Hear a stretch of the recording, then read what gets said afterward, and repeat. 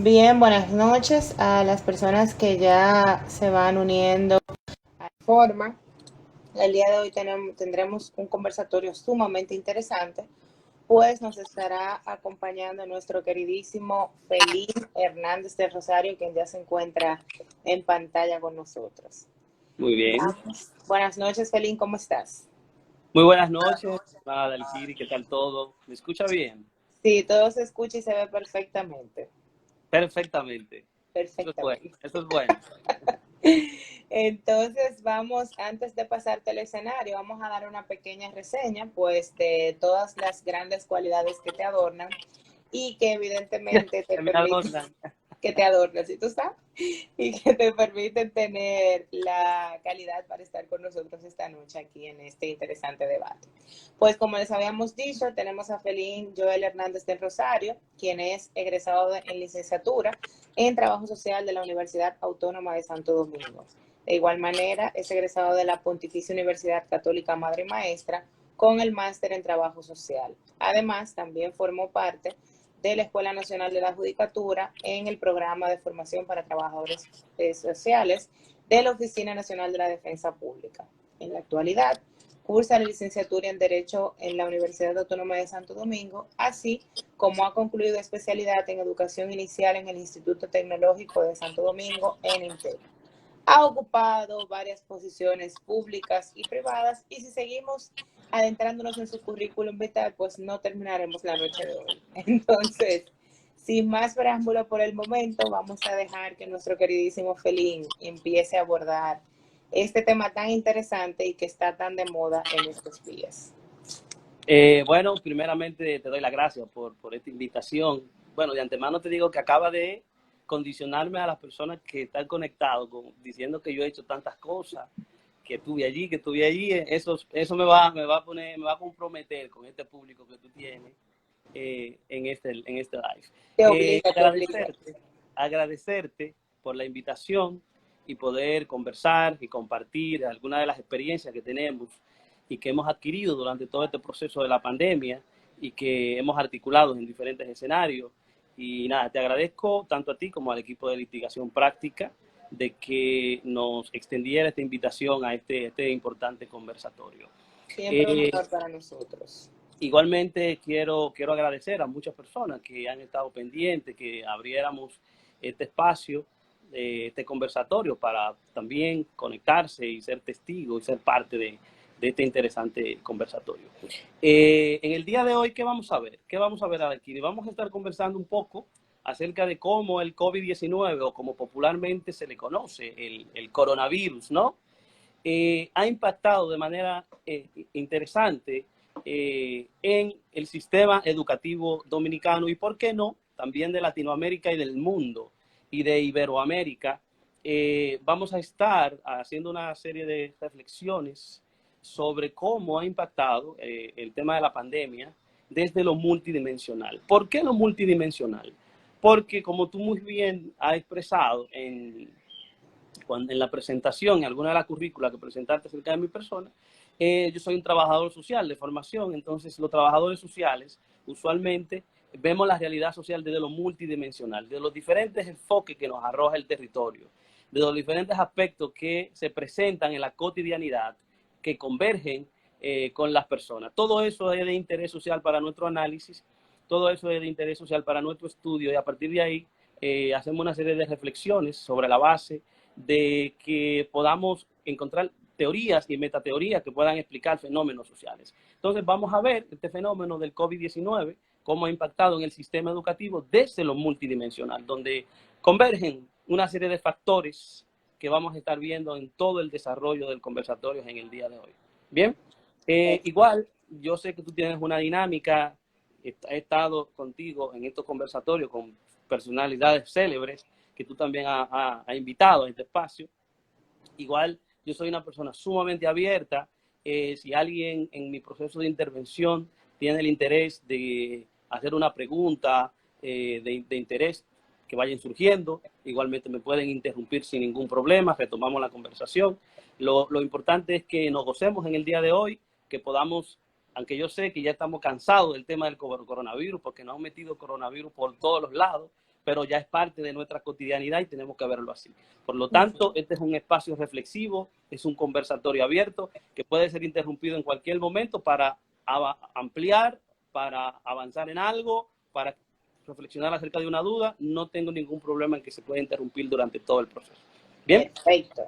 Así que ya ustedes saben, chicos, todas las dudas, preguntas, comentarios, pues las pueden ir haciendo por aquí. Entonces hacemos así el conversatorio un poco más dinámico. Muy bien.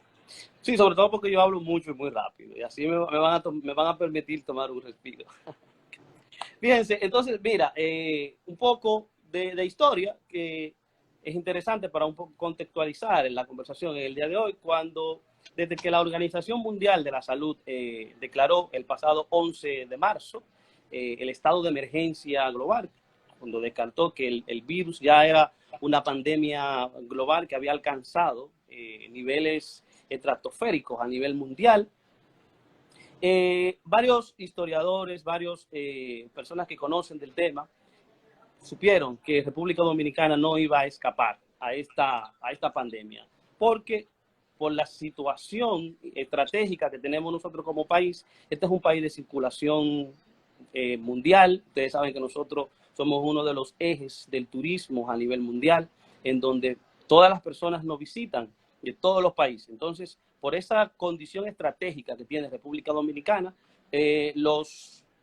las personas que viven estudiando estos temas sabían que a nosotros nos iba a tocar y que nos iba a tocar de manera importante. Entonces, tan solo a 8 días de la declaratoria de emergencia por la Organización Mundial de la Salud, el gobierno dominicano, el 19 de marzo, el presidente declaró también la declaratoria de estado de emergencia. Uno de los efectos inmediatos para entrar en materia, o sea, el COVID nos afectó la cotidianidad, nos afectó en todo lo que tiene que ver la cotidianidad nuestra, la esencia humana nuestra. Los dominicanos somos muy cercanos a la gente, siempre estamos en la chercha, siempre nos estamos socializando, nos gusta la abrazadera, la compartidera. Entonces, el COVID a nosotros nos afectó nuestra cotidianidad, nos afectó nuestro modo de vida, nuestro modo de esencia como ser humano. Pero inmediatamente esa declaratoria de emergencia afectó ese estilo de vida. Lo que inmediatamente afectó el coronavirus fue la suspensión de las clases presenciales en todo el sistema educativo.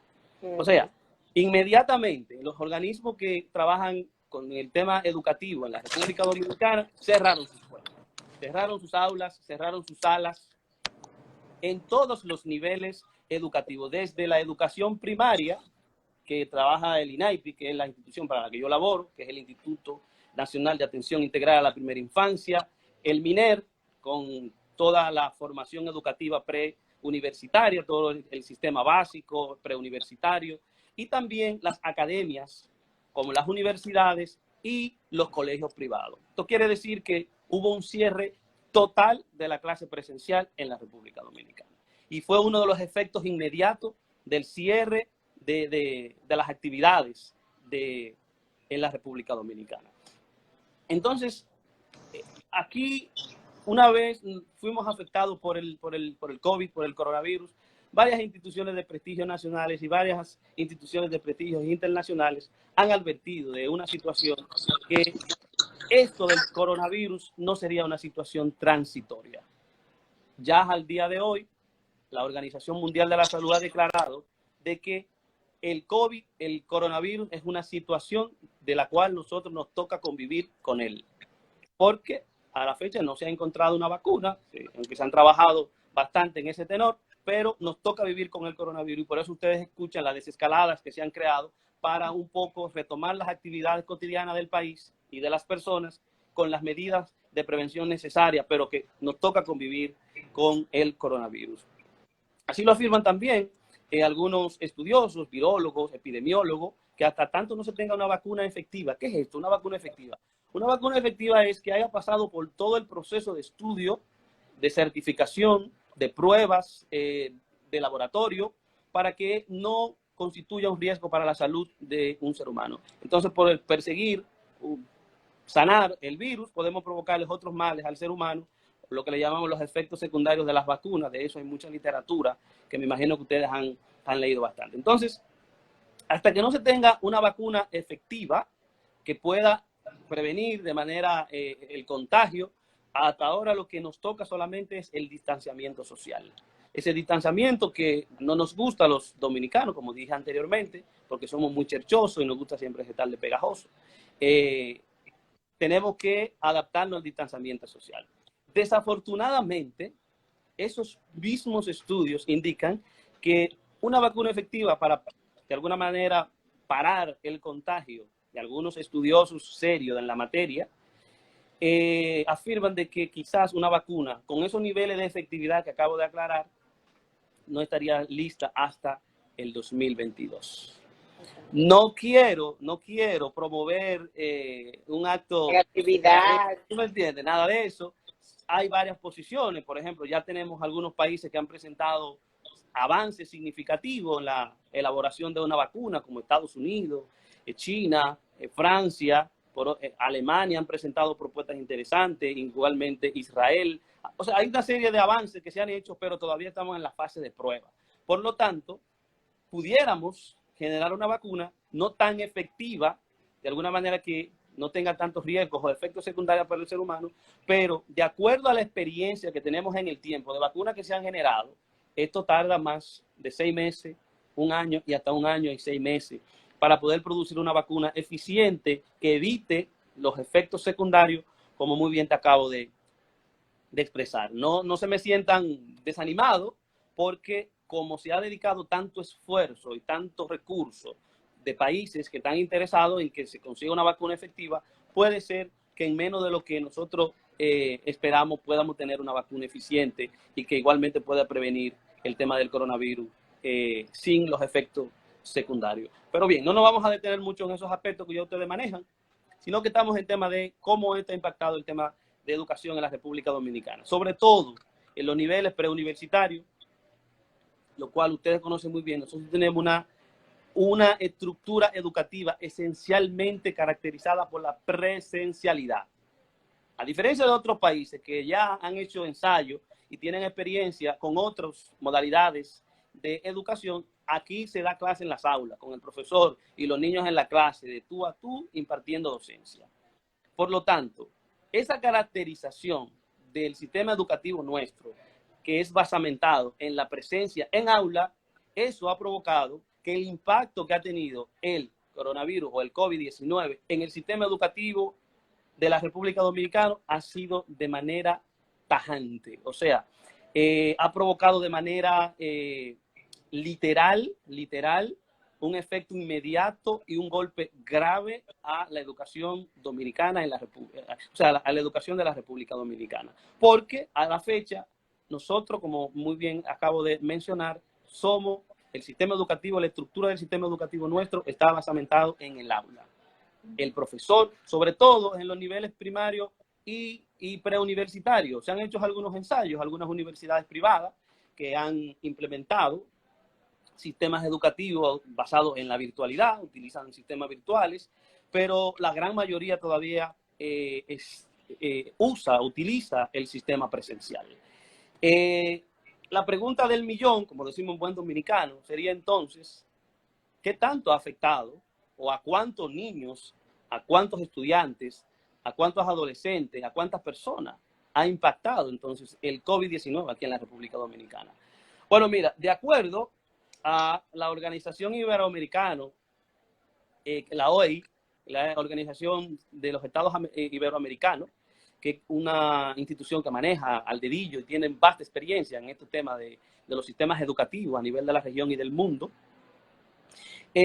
Estamos hablando que en reportes oficiales que ellos tienen para la República Dominicana, las estadísticas en este mismo preciso momento es que ha impactado a 3.006.800 estudiantes en todos los niveles del sistema educativo dominicano, tanto en el nivel de primaria, en el nivel infantil, en el nivel universitario y en el nivel secundario. Pero, ¿cómo se traduce esto? Este número de 3.008.300 estudiantes impactados, ¿cómo se traduce eso a nivel porcentual? Pues, de acuerdo a los mismos datos que presenta la OEI, en el sistema primario, en el nivel primario, el 40% está, de esos 3 millones y pico, el 40% está en el nivel primario. Eso equivale a nada más y nada menos que a 1.226.414 estudiantes que fueron impactados directamente. Estamos hablando del nivel primario, Sí. a nivel primario de la República Dominicana. Eso incluye el Instituto Nacional de Atención Integral a la Primera Infancia, lo que son trabajados por el Ministerio de Educación, el MINED, que trabaja en una parte de la primera infancia, los colegios privados y ONG que trabajan con niños y niñas en la República Dominicana, pero estamos hablando de 0 a 5 años, que es el nivel primario, o de 0 a 6 años inclusive ya se está hablando en la República Dominicana. A nivel infantil, que son los niños ya de 0 a 5 años, tenemos un 9.9%. Eso equivale a cerca de 300.000 estudiantes que fueron impactados con el cierre de las aulas, con el cierre de las salas en donde se imparte docencia. Y a nivel... Hay un punto ahí muy importante porque, por ejemplo, primero, varias cosas. Primero, los colegios, por ejemplo, siguen cobrando de la misma manera, pero los niños están en la casa y es un trabajo que los padres tienen que asumir.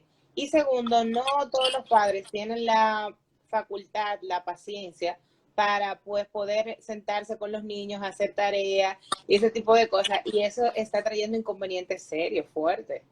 Qué bueno que tú tienes intervención, porque hay un punto bien interesante, precisamente en el conversatorio que tenía previsto contemplarlo en el día de hoy, donde recuérdate que estamos viendo esto de la multidimensionalidad. Estamos hablando de lo macro en este momento, estamos hablando del estructural, de cómo ha afectado como sistema el coronavirus a la República Dominicana, como sistema educativo. Vamos a ir bajando y vamos a ir viéndolo por actores en un momentito, para que tú veas cómo se ha comportado el fenómeno. Recuerda que estos son reflexiones a nivel sociológica, si se quiere decir, tratando de recoger la realidad social desde la experiencia misma de los actores involucrados. Siguiendo un poco con los niveles porcentuales del impacto que ha tenido de manera ya a nivel numerológico del coronavirus en la República Dominicana, en el nivel secundario, que para mí es uno de los niveles, todos son interesantes, pero por la dinámica que se da aquí y por la dinámica que se ha dado con el impacto del coronavirus, es el nivel secundario. Sobre todo por el tema de las pruebas nacionales. Ustedes han escuchado que han habido propuestas de hacerla ya muy pronto, creo que en agosto. Y en un primer momento la Asociación Dominicana de Profesores opuso y, bueno, la sociedad completa se opuso o se oponía a que se realizara a tan poco tiempo por el riesgo de contagio que pudiera provocar que se implementara a tan corto tiempo. Por eso el MINED convocó, ¿no?, al Consejo Educativo y se acordó hacerla más para adelante. Entonces, eso representa el 30% de esos 3 millones y pico de personas. Y eso equivale a cerca de 925.000 niños que han sido, bueno, niños y adolescentes, que han sido impactados con el tema del cierre de las salas o de las aulas.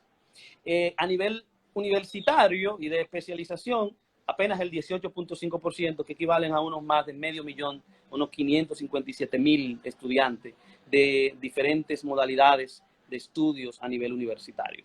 O sea que en términos de número, así en número frío, tiene toda una realidad detrás que también vamos a analizar. El COVID-19 ha impactado de manera significativa el sistema educativo a nivel numérico. Todavía no hemos entrado en caracterizarlo. Significativo el sistema educativo de la República Dominicana.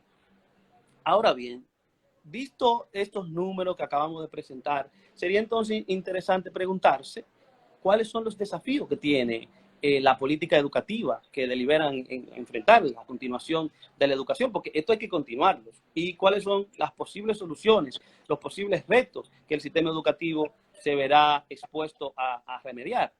Bueno, mira, ante la expansión de este virus, los contagios van a continuar, las causas de enfermedad del coronavirus van a continuar. La respuesta más o menos inmediata que se le ha dado, como bien dije al principio de la ponencia o del conversatorio, es, a excepción de Nicaragua, que tiene una característica interesante, estoy hablando ya de Iberoamérica y de Latinoamérica, fue que se cerraran las aulas. El cierre total de los centros educativos. Eso afectó a nivel de Iberoamérica, Norteamérica y los países de Latinoamérica a cerca de 177 millones de niños en toda Latinoamérica e Iberoamérica. Esta situación encontró a los países en un momento difícil, primero porque no estábamos preparados para darle respuesta al coronavirus. En el norte de México, Centroamérica y la República Dominicana, había, de acuerdo a datos de la OEI, ya habían transitado en torno al 70% del calendario escolar. O sea, ya se había ejecutado cerca del 70% de lo que nosotros le llamamos la jornada escolar o el calendario escolar que se iba a implementar. En los países ya del sur, del hemisferio sur, ni siquiera habían iniciado el año escolar, apenas estaban iniciando. ¿Qué quiere decir? Que el impacto en el hemisferio sur, a pesar de lo difícil que ha sido en República Dominicana, aquí ha sido más radical. O sea, allá en el hemisferio sur ha sido más radical. ¿Qué quiere decir esto? Que de manera presencial, este año escolar, afectado por el coronavirus, solamente se ejecutó en cerca de un 70% del calendario académico. Lo otro se efectuó, pudiéramos decir, desde la virtualidad y todas las modalidades que el dominicano se ha inventado para concluir este año escolar. Y vamos a entrar en detalles de lo que tú afirmabas en un momento. Cuando digo de la virtualidad es porque hay que tener muy en cuenta a qué le llamamos virtualidad o a qué le llamamos educación a distancia. Y aquí no quiero entrar en detalle porque yo mandarte una tarea por WhatsApp no es educación a distancia. ¿Sí? Y eso se hizo mucho y se está haciendo mucho en el sistema educativo nuestro.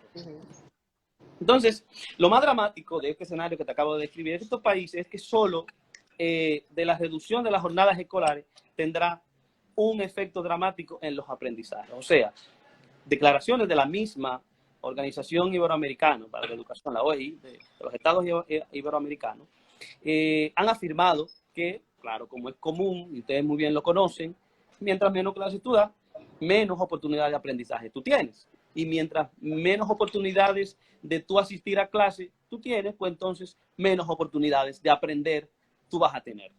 ¿Qué quiere decir eso?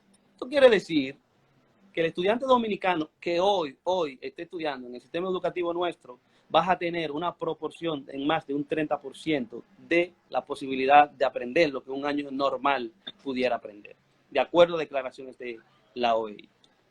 Adicionalmente a eso, entre este bajo desempeño académico que pudiéramos tener fruto de toda esa cantidad de tareas, porque no solamente de la gran cantidad de tareas que se perdió, sino que lo que se aprendió fue sobre la base del estrés.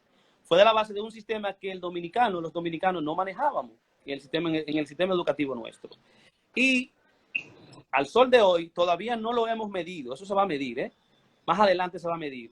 El abandono escolar ha sido importantísimo. Niños que no pudieron seguirle las rutas, tú sabes, a los sistemas que se abrazaron para darle respuesta al coronavirus. Gente que no pudieron ni siquiera conseguir paqueticos, ¿verdad? Sí. Para poder adquirir, recibir las tareas a través de la vía que sea, WhatsApp, Classroom, Zoom, Meet, qué sé yo, todos estos sistemas que son utilizados cotidianamente acá en la República Dominicana. No así, plataformas virtuales certificadas por organismos competentes que sí la han certificado, que son muy bien viables para la educación a distancia, no por WhatsApp, educación a distancia de manera responsable. Ahora bien, hay que tener en cuenta, para nosotros poder entender todos estos fenómenos, y yo me disculpo si estoy utilizando un lenguaje como muy técnico, pero fenómeno, para poder entender esta vaina, de cómo ha impactado el COVID, el sistema educativo en la República Dominicana, yo voy a mencionar 4 aspectos importantes, ¿sí? Que inclusive ya varios estudiosos lo han estado produciendo, de que son necesarios para poder comprender esta imagen. Primero, que el diseño nuestro, como yo le decía, el diseño nuestro del sistema educativo, o sea, el diseño curricular, el diseño estructural, el diseño educativo nuestro, de nuestro sistema, no estaba preparado para otra modalidad que no sea la presencial. ¿Qué quiere decir esto? Cuando tú vas a la estructura del diseño curricular nuestro de la República Dominicana, todo está basado en el aula. En el niño, en el aula recibiendo clases. En el padre, en el docente, en el aula impartiendo docencia. Entonces, esta estructura, de alguna manera, impidió de que pudiéramos saltar a otra modalidad de manera eficiente. Si el diseño estuviera abierto a otro sistema de impartición, si el término es válido, de docencia de manera diferente a la presencial, quizá el proceso de transición hubiese sido distinto y quizás más exitoso. Menos tortuoso. Claro, porque es que en el diseño curricular, cuando yo hablo de diseño, como está escrito en el diseño de la estructura curricular nuestra, el sistema educativo nuestro está preparado para que el niño esté en la sala, para que el niño esté en el aula, para que el estudiante dominicano esté recibiendo docencia de manera presencial, tú a tú con el docente. ¿Sí? Y el segundo aspecto es que la educación a distancia se contemplaba aquí como un simple soporte en caso de que yo quisiera, por ejemplo, algunos docentes revolucionarios, visionarios, algunas universidades visionarias, utilizaban la virtualidad para fortalecer procesos de aprendizaje con los niños y las niñas, los adolescentes, y también con el nivel universitario. Por eso ustedes ven que hay universidades de aquí que tienen una plataforma virtual instalada, aunque no la utilizaban en su gran mayoría, pero te colocaban las tareas allí, tú tenías que entrar a la plataforma, reportar por allí. Esas universidades no tuvieron tanto problema porque continuaron con su dinámica normal. Simplemente utilizaron una plataforma donde se convocaban a los estudiantes se conectaban y ellos reportaban sus tareas a través de ese sistema que esa universidad había creado. Pero eso es a nivel universitario y no todas. En el sistema básico o preuniversitario eso no existía, salvo, no tengo la experiencia, de algunos quizás colegios privados que quizás pudieran utilizar esta modalidad. No tengo la experiencia en este momento, pero quizás puedes que los haya. Entonces, ese también es un aspecto que tenemos que considerar para poder entender el impacto tan negativo que ha tenido el COVID en el sistema educativo dominicano. Y un tercer aspecto a considerar, bueno, aquí, no sé si ustedes van a estar de acuerdo conmigo, pero quizás vamos a ver cómo me va y si yo salgo airoso de aquí y yo pueda salir a la calle mañana. Y es que hubo un cambio importante en la relación familia, educador, alumno. ¿Sí? Los padres y tutores están comprendiendo un poquito más el acto de educar de los docentes. Los educadores están siendo más apreciados por las familias y más odiados también. Y los estudiantes se han tenido que adaptar a estas nuevas condiciones. Fíjense que lo que tú decías ahora mismo, y yo inclusive estuve diciendo durante el conversatorio, es que hay padres que tenían una dinámica totalmente alejada del proceso educativo de su niño, de su niña, de su adolescente, ¿sí? Entonces tuvieron que sumarse, porque sin su presencia esto no iba a ser posible. Y aquí tuvieron que facilitar todas las herramientas que ellos tenían. En los casos de los padres, que sí tenían las herramientas, un celular, de eso que ustedes usan, súper caro y con una gama alta, iPhone y todo eso, eso es fácil, porque tú puedes descargar una de estas aplicaciones y puedes trabajar cómodo. Y el que no tenía un celular, como decíamos aquí en buen dominicano, y el que tenía un maquito, para descargar una tarea de 300 páginas, como ustedes saben muy bien, y mucha de la gente que están aquí saben, que se descargaban como tarea para los niños y las niñas. No, la sola plataforma que te ocupa un espacio que si el celular no tiene la capacidad, tampoco te la va a contar. Claro. Y otro aspecto muy importante, y aquí vamos a hablar entre adultos ahora, el tema de la confidencialidad. Tú y muchas de las personas que están aquí tienen una vida privada a través del uso de su WhatsApp o de sus redes sociales, ¿sí?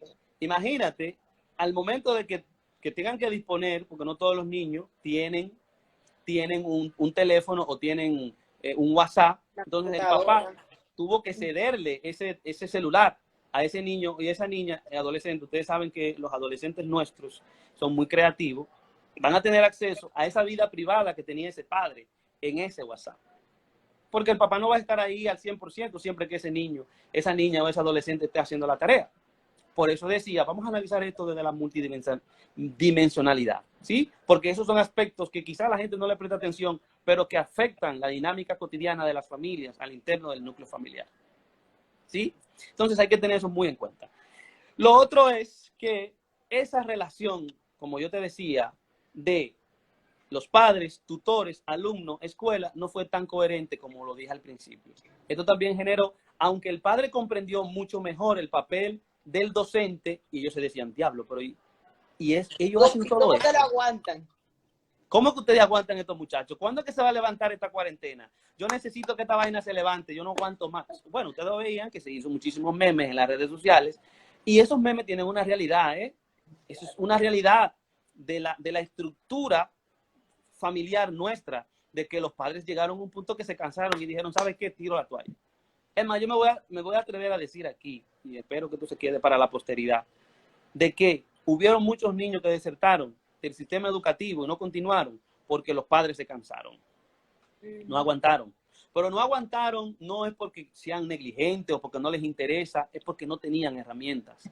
O porque estaban pensando en otras cosas, estaban quizás pensando en buscar qué se iba a comer en la casa, porque ustedes saben que nosotros somos un país pobre, en vía de desarrollo, pero somos un país pobre.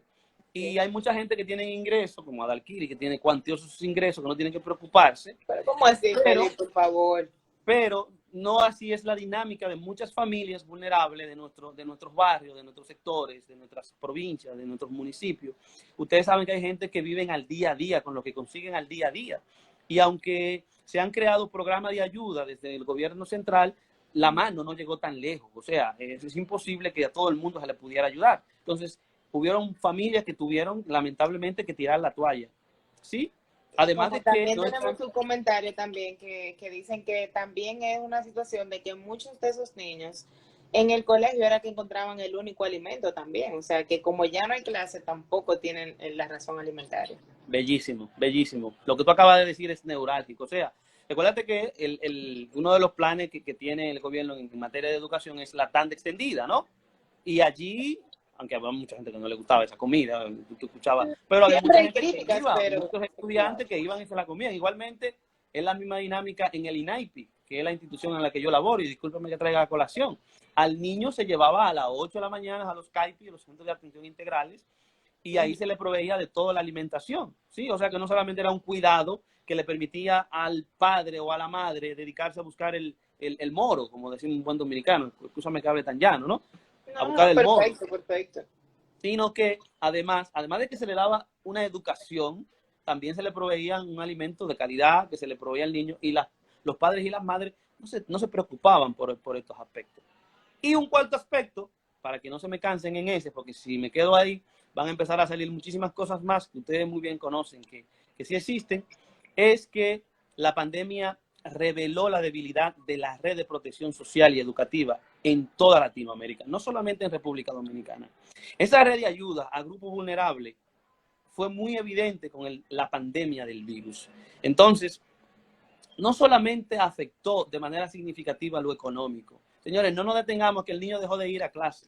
Por eso yo decía, vamos a reflexionar desde la multidimensionalidad, porque aquí convergen una serie de factores que tenemos que tener presentes. Y para poder entender aspectos importantes de la dinámica familiar y comunitaria y aspectos importantes en el adolescente, es necesario que veamos el fenómeno desde lo multicausal. ¿Sí? ¿Alguna pregunta hasta aquí o seguimos? Tenemos dos comentarios con relación al tema. Nuestra querida Adriana Mella dice que, por ejemplo, no solamente era el tema del alimento, sino también que la escuela resultaba ser el único refugio y el único lugar en el que los niños se sentían seguros. Y por otro lado, nuestra querida Argelis, que nos habla de que, por ejemplo, en la UAS, donde nosotras estamos cursando una maestría actualmente, hay maestros que todavía no tienen acceso a la virtualidad. O sea que de hecho ahora es que se está pensando en implementar una aula virtual. Entonces es un poco complejo. Claro.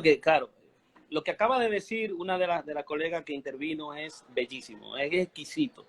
Porque que la escuela, señores, la escuela es un espacio interesante que requiere de un análisis sistemático del mismo.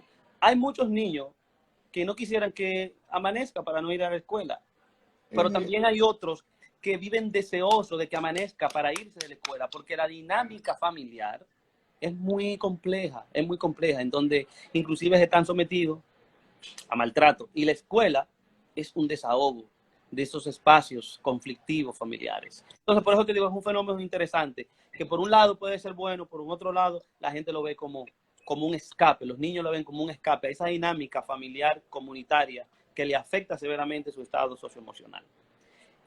Otro aspecto no menos importante, que aunque no está dentro de los 4 que acabo de mencionar, pero no menos importante, es el hecho de que la crisis sanitaria ha hecho más visibles los problemas previos de desigualdad y de pobreza en Latinoamérica. O sea, ahora fue que nosotros nos dimos cuenta que la República Dominicana es un país estrictamente pobre.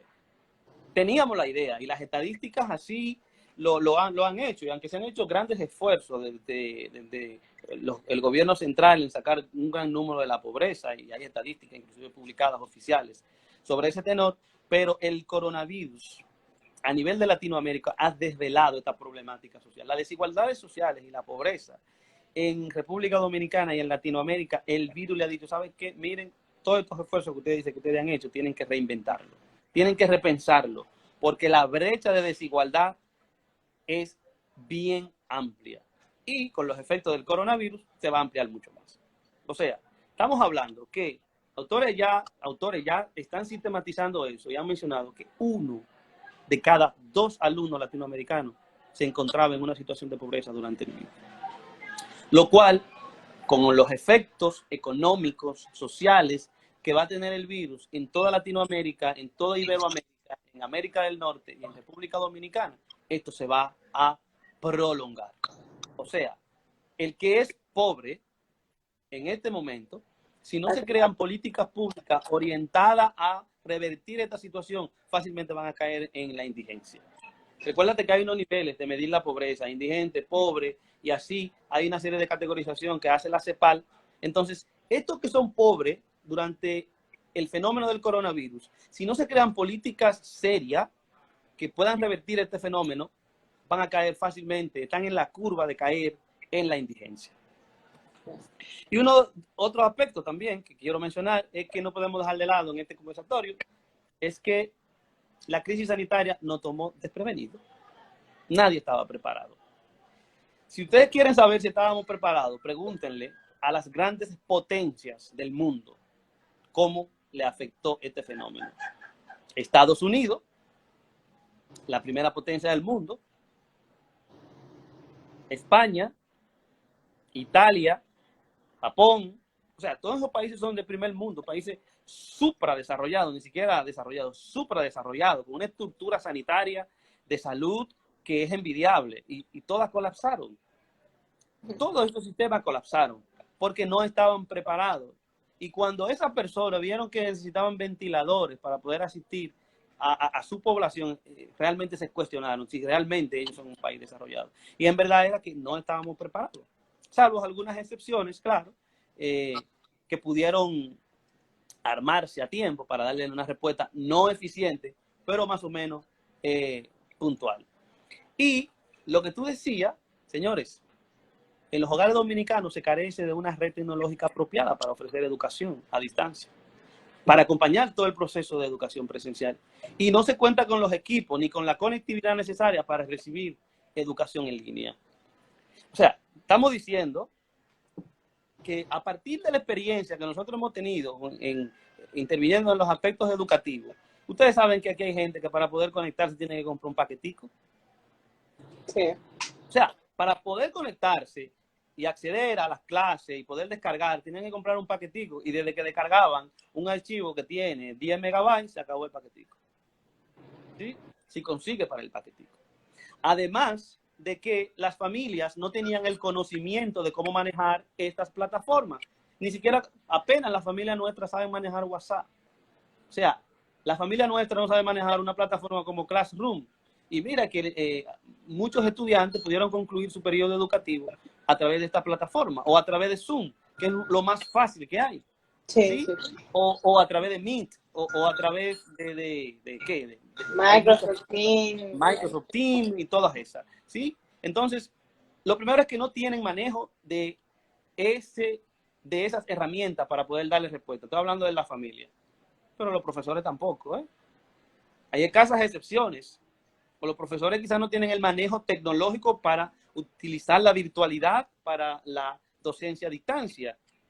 Y el tema de la conectividad, ya inclusive hay estadística de que aquí hay una gran carencia de conectividad en los hogares nuestros, en los hogares dominicanos. No todo el mundo dispone de una línea fija de internet, apenas tiene wifi del vecino, y ahora se han inventado, no digan que yo dije esto, pero se han inventado, esto lo voy a decir entre nosotros, una forma de poder romper tu Wi-Fi y conectarme por ahí medio agachado. Pero eso no hablemos de esto aquí. Entonces, no se tiene acceso a conectividad directa en los hogares nuestros. Mayormente la gente lo que hace es que en su teléfono compra un paquetico, como bien dije anteriormente, para poder acceder a las redes sociales y descargar algunos archivos. Entonces, ese es un aspecto que no se puede dejar de lado en estas reflexiones que estamos sosteniendo para comprender un poco el impacto en el sistema educativo. Pudiéramos seguir hablando muchísimo de estos fenómenos, pero yo creo que hemos dado una mirada más o menos global y nos hemos ido bajando poquito a poquito hasta llegar al territorio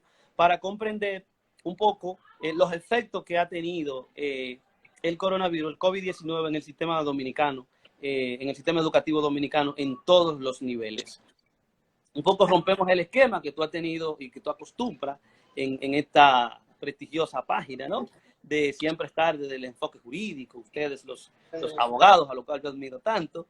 Hoy le quisimos un poco zafárnosles y hablar de la educación y cómo ha impactado el COVID en la República Dominicana y un poco de Iberoamérica y Latinoamérica. Yo entiendo que podemos dejarlo hasta acá. Si tienen algunas preguntas, comentarios, este es el espacio para que podamos abordarlo. Desde el principio hay una pregunta de nuestro querido Stanley Franco, que nos dice que si la vacuna llega aproximadamente en el 2022, que si a tu modo de ver el sistema educativo dominicano estaría listo para asumir este reto. Ojo, muy importante, y lo dije cuando abordé el tema de una vacuna eficiente, le puse la comilla a eficiente. La experiencia lo que nos ha dicho es, en otras pandemias, en otras enfermedades infectocontagiosas, es que producir una vacuna requiere de tiempo, ¿sí? Entonces, todos los análisis proyectivos que se han hecho es basado en esa experiencia pasada, de que requiere de tiempo, que requiere de muchas pruebas para poder certificar que esa vacuna es eficaz y no constituye un riesgo para la salud del ser humano, ¿sí? Ahora, si se cumple ese pronóstico de especialistas que han dicho que la vacuna estaría de manera eficiente lista para el 2022, yo hablé que como se tiene una emergencia mundial, global de generar una vacuna, se han dedicado cuantiosos recursos. Por recursos no se va a dilatar la creación de la vacuna.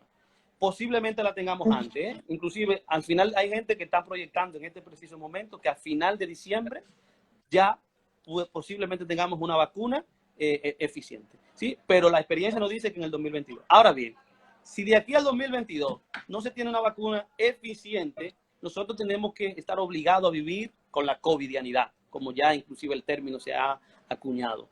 Y yo creo, miren, el sistema dominicano, los dominicanos, si hay algo que tenemos, es que podemos reinventarnos en el tiempo. Nosotros somos sumamente creativos. Inclusive ahora mismo se está produciendo mucho, se está escribiendo mucho, propuestas de retomar nuestra práctica cotidiana buscándole la vuelta como buen dominicano. Sí. Quiere decir esto, que si esto tarde de aquí al 2022, nosotros ya no vamos a ir enrolando en una modalidad distinta de la docencia. ¿Qué quiere decir esto? Que la presencialidad en la estructura del sistema educativo nuestro, la virtualidad va a ser una opción para darle respuesta a, o sea, estamos obligados a eso. Porque a nivel presencial sería una contaminación generalizada, como en Suecia, para poder generar los anticuerpos y olvidando del virus, y no estamos dispuestos a eso, ¿no? Aquí lo que se va a hacer es que vamos a mantener el distanciamiento social, y el distanciamiento social implica que no podemos ir a las aulas todavía. Exactamente, ¿sí? Así es. Bueno, esa es una de las preguntas que teníamos. Hay muchísimos comentarios, debates internos de nuestros queridos amigos que nos escuchan sobre la presencialidad, la virtualidad, que si estamos preparados, que si no, pero creo que a grosso modo ya hemos agotado todos estos temas. Les recuerdo, Adalkiri, les recuerdo que esto es cultural, señores. Esto es cultural. Al estudiante dominicano se le enseñó clase en las salas, en las aulas. Poder desmontar esa estructura, ese esquema mental, va a costar, no va a costar mucho, pero recuerde que durante la crisis el ser humano se reinventa. No hay que evolucionar obligatoriamente. Claro, y por eso se está produciendo, por eso se está escribiendo y se están presentando propuestas para darle una solución al tema de la presencialidad. Y fíjate esto, uno de los aportes, señores, que no se ha dicho, del COVID-19, de verdad, un aporte significativo al COVID-19 es que independientemente de que se encuentre una vacuna o no se encuentre, el sistema educativo se va a preparar para implementar la virtualidad en la manera de impartir docencia, independientemente de que encontremos una vacuna. O sea, hemos entendido que sí, que es efectivo.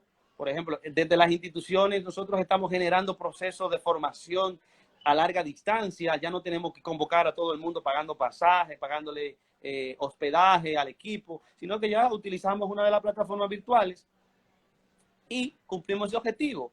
Y esas plataformas estaban ahí, simplemente no las hacíamos.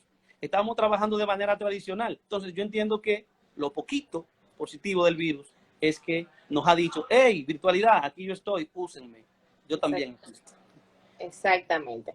Bueno, mi estimado Feliz, muchísimas gracias por el placer de acompañarnos. Un tema sumamente interesante que, como bien dices, salimos un poco del ámbito jurídico, pero que ha tenido muy buena acogida en el público. Yo no sé si tú estás viendo, pero los comentarios están incesantes ahí en el chat. Muchísimas gracias por todo tu tiempo, por el privilegio de contar con toda tu sapiencia y tu forma tan tú de decir las cosas de una manera muy real y muy profesional. Gracias. Nada, no, agradecido a ti y a todas las personas que nos acompañaron. Estamos aquí a las órdenes. En lo que podamos aportar de manera humilde, siempre vamos a estar prestos. Vamos a tener otro tema con nuestro querido Felín desde el punto de vista de la criminología, los perfiles, ese tipo de cosas por ahí. Vamos a ver cómo nos preparamos algo por ahí chévere. Tú lo que me va a buscar problemas. Sí, tú sabes que sí, de eso se trata. Un abrazo, mi estimada. Bye, bye, mi querido. Un placer. Gracias por contar contigo. Bye, bye. Bye. Mis estimados, entonces nada, decirles que el martes próximo estaremos compartiendo nuestro live con la magistrada Ivette Mateo. Vamos a hablar sobre el tema de los juicios de fondo, no desde el ámbito del COVID, porque actualmente no se están dando los juicios de fondo en esta fase, pero sí las técnicas de litigación, cómo se puede la acusación desde el ámbito de la defensa, y va a ser un conversatorio muy interesante con una litigante estrella. Ustedes no se van a querer perder este conversatorio el próximo martes a las 8 de la noche. Muchas gracias una vez más por el placer de su sintonía y por estar allí acompañándonos con este interesante live del día de hoy. Lo vamos a subir a la plataforma de YouTube para los que no pudieron verlo en la noche de hoy. Y bueno, pues nos despedimos con 1.000.000 de gracias y deseándoles a todos que pasen una feliz noche, y cualquier duda con relación al tema, pues nos las pueden escribir, que yo sé que Felín encantado nos responderá. Pasen una feliz noche y muchas gracias. Bye bye.